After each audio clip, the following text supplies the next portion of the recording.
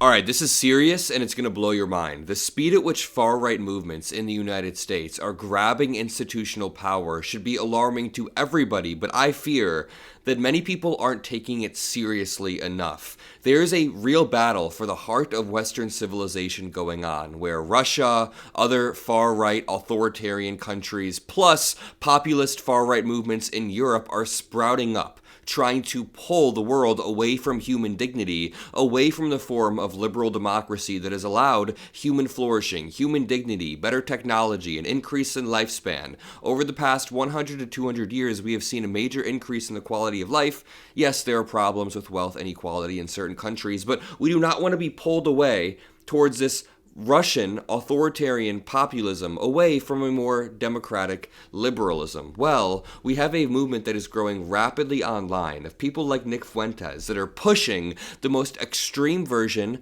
of anti-Semitism, Islamophobia, hatred, misogyny. They want women to have less rights. Ideally, minorities have less rights. Non-whites have less rights in their eyes. Zero immigration. Actually, remigration, which is sending immigrants back. It is authoritarian. It strips away due process, and it is not what America is about. There is something very scary happening, though, because this movement is now making a move to grab broader institutional power. You have to understand the broader context of this feud. For the past decade, Ben Shapiro has been trying to keep Nick Fuentes out of the mainstream, while Nick Fuentes has been doing his own little anti-Semitic live streams where he spreads actual vile Nazi hatred. So it's no wonder why Ben Shapiro hates him, but in the process, Ben Shapiro has sort of created a villain that has grown larger than what he ever expected, because now Tucker Carlson and other mainstream people are platforming Nick Fuentes with zero pushback whatsoever. Listen, I have no problem with Tucker Carlson talking to Nick Fuentes. I'm not going to be like, oh, I'm not going to freak out over that. But when you talk to him and you never bring up a single thing that he said in the past that is even slight, he never pushed him on one thing, then you are normalizing essentially a Nazi. You are normalizing Nazism. On top of that, I've seen Tucker Carlson push back harder on Ted Cruz, like a boring conservative politician who deserves to be debated. But if you're going to have Nick Fuentes on, you better debate him. So, Nick Fuentes has been gaining legitimate mainstream momentum. In my Instagram reel feed, I can see what my friends from high school liked. I follow all my friends that I went to high school with just a few years back, and I can see what they're liking. Usually it's funny reels of AI cats or whatever, but I've been seeing people that I used to know like Nick Fuentes reels that have 300, 400,000 likes. This is somebody who is gaining legitimate momentum in the political world. He pulls 50, 60, 70,000 live viewers. The New York Times profiled him. He's going viral at speeds that left-wingers aren't going viral at. Nobody on the left is really controlling the narrative on stuff. And the scary part is he is now trying to start phase 2. He says phase 1 was getting his foot in the door, normalizing the belief. Phase 2 is having an institutional grasp. But just take a listen to how he describes it, and then we're going to talk about how this links to, remember the Young Republican group chat where all of those 20 to 30-year-olds were caught saying they love Hitler? Remember Trump's Paul Ingrassia dude who had to leave the administration because he said he has a Hitler streak? Just keep that in mind while we listen to the institutional power that these people are gaining. And by the way, make sure you drop a like and subscribe to the Adam Mockler feed if you want to help us push back against this far-right magosphere every single day. This is advanced. This is the next stage. Congratulations, guys. We have penetrated the outer wall. The outer wall has crumbled. As the Atlantic said, the firewall has crumbled. We have broken through the gates. Groyper legionaries have stormed the first wall. And now the pro-Israel side, the conservatives, have retreated behind the next layer, behind the second wall in their concentric circles, in their tiered city. We did it. We won the argument. We beat censorship. We beat cancel culture. Our ideas are mainstream. We won the debate. We won the hearts and minds of millions of young men, and they're everywhere. 30 to 40% of the White House are Groypers. You lost. Will Chamberlain, Shapiro, Mark Levin, you lost. You lost the conversation. We won. Okay, so there are a few things I want to point out before he starts going into his plan going on from here. When he says that pro-Israel conservatives are the old wave, he's wrapping his ideology in something that is more palatable. If all Nick Fuentes was just anti-Israel, he would be a lot less controversial, but he can't wrap his years and years of saying that Jewish people... there's a clip of him saying Jewish people will be killed if he gains power. They deserve less power. They should be deported. All this crazy shit. He spreads conspiracy theories that are not only bigoted towards Jewish people. If you think that it's limited towards that, then you are mistaken. Because what he said about Muslims or about women or about anybody who is not a Christian dude is despicable, and he wants to take rights away from them. He then says two things that I want to connect. He says that 40% of the White House are groypers, and he says that millions of young men are now being won over.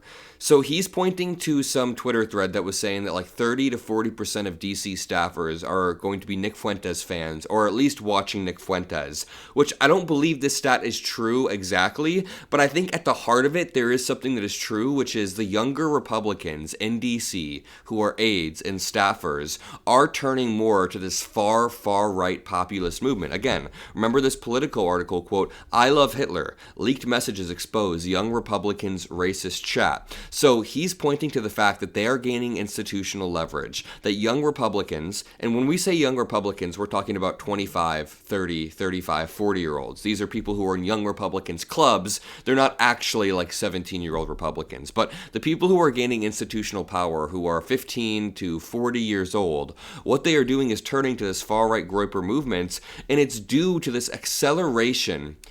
How do I even word it? Donald Trump's entrance into politics accelerated the radicalization of many people who, during their most formative years, paid attention to an extreme version of politics. Then you layer on COVID, which made a lot of people antisocial and isolated. I mean, I was able to bounce back and hang out with my friends after COVID, but imagine a young dude who never bounced back. Never hung out with his friends. Kind of like Tyler Robinson, just goes deeper and deeper down these dark internet holes, and then you're watching either Nick Fuentes or you're watching somebody who is very, very extreme. But let's continue to watch his plan. And now we're taking it to the next level. We graduated.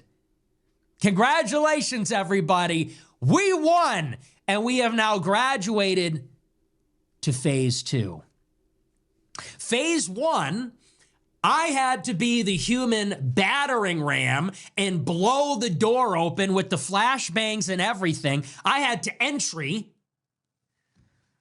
so that everybody else can come in. I had to break the taboo. I had to break the cancel culture, the censorship.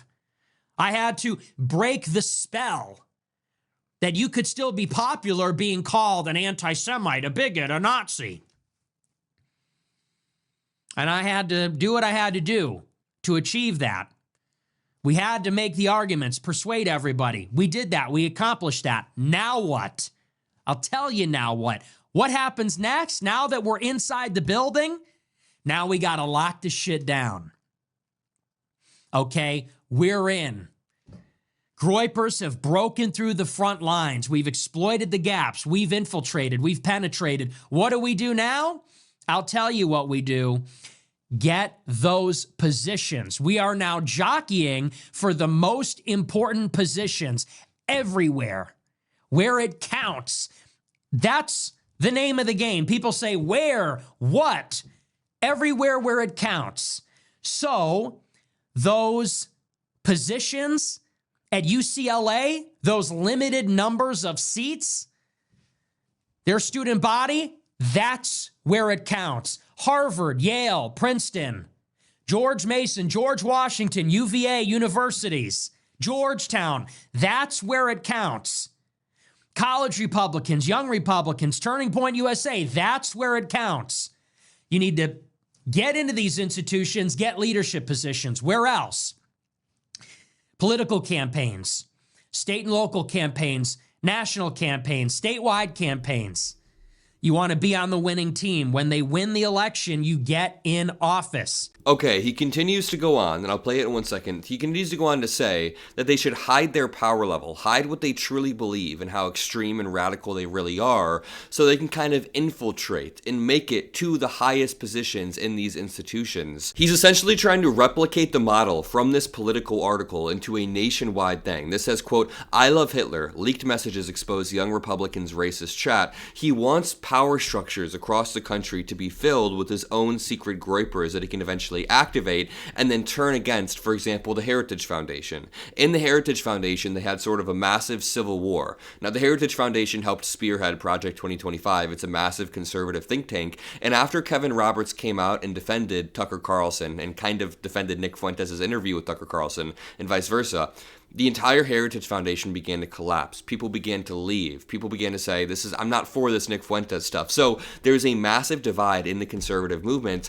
And my fear is that people aren't treating Nick Fuentes as a serious political operator. People think he's just some goofy, wacky guy online. And he is. He is goofy and wacky, and he is online. But there's also a real seriousness to what is happening that Trump is normalizing. And it needs to be said, Nick Fuentes is to the far right of Trump. Like, Trump and Fuentes aren't actually on the same political spectrum. Nick Fuentes doesn't like Trump anymore because Fuentes has outflanked Trump to the right. Yes, they had dinner, but they are not aligned on all of the political issues. So there is a new, far, far right movement, and this is them trying to gain power. I think the best way that we can beat them is to squash their ideas in the marketplace. The reality is, these Nick Fuentes groyper ideas, all these far right ideas, they're not palatable. The average person, especially the average American, is not this anti-immigration, not this racist or bigoted or xenophobic. I promise you, this will turn them off because the way he says this shit is insane. Now, sometimes he wraps it in jokes, and that's the power that he has. Nick Fuentes is able to make things,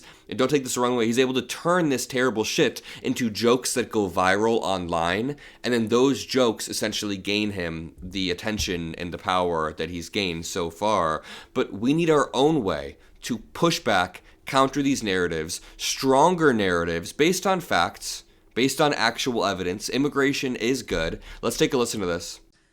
You're either on the campaign side, the political side, or you're in the congressional side. You're on the team.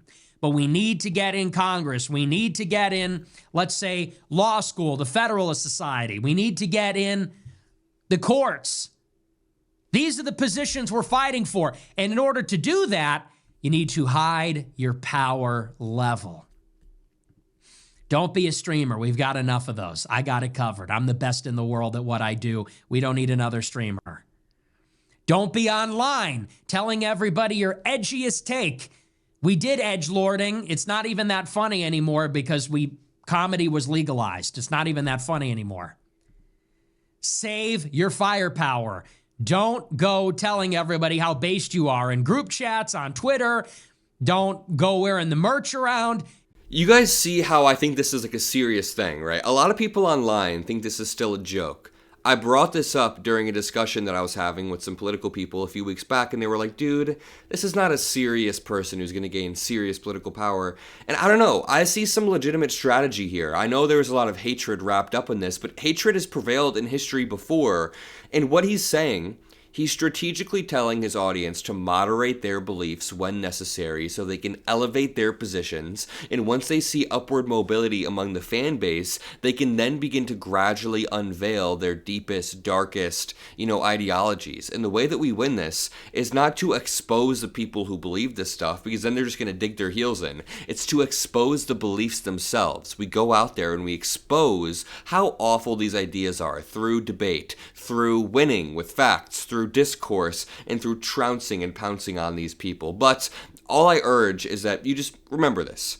Take this stuff semi-seriously and understand that history repeats itself. Anti-Semitism, bigotry of this type was very prevalent less than 100 years ago. It caused some awful, horrendous shit, and we can't let history repeat itself by being blind to open hatred towards Muslims, towards Jewish people, towards women, towards every single possible group, of course, towards Black Americans. So I'm going to leave it there. I love you all, and I'll see you in the next video. Peace out.